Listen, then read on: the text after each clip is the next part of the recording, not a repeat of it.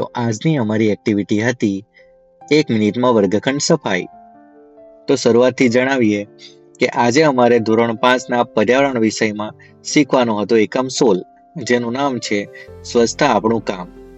હવે વાત જ્યારે સ્વચ્છતાની આવે ત્યારે જરૂરી બને છે કે વિદ્યાર્થીઓ માત્ર પરીક્ષાલક્ષી માહિતી ન મેળવતા પોતાના જીવન માટે એક સારો ગુણ પણ કેળવે.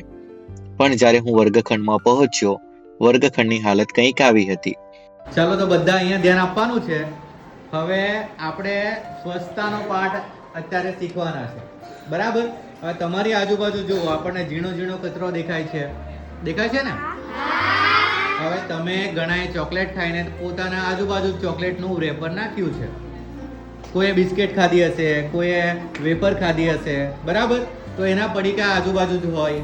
ઘણા કોઈ ટિફિનમાં નાસ્તો લાવ્યા હોય તો એ પણ ખાધા પછી જે નીચે પડે છે ત્યાંનું ત્યાં જ રહેવા દેવું છે.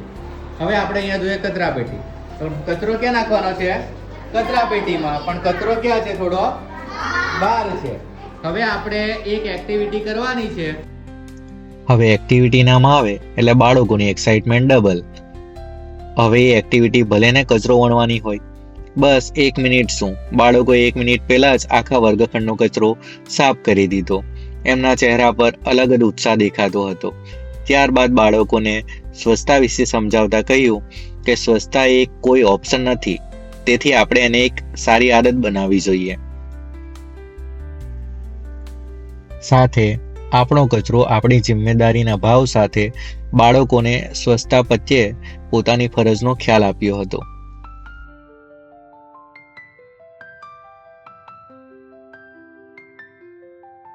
ચાલો તો 1 મિનિટમાં આપણો ક્લાસરૂમ સાફ થઈ ગયો. આવી ચોકસાઈ રોજ રાખશો? તો કચરો કચરા પેટીની બહાર નાખશો કે અંદર નાખશો ને? આવી સફાઈ ઘરે પણ રાખશો ને બધા? કોણ કોણ રાખશે? બધા? ઓકે, ચાલો, વેરી ગુડ.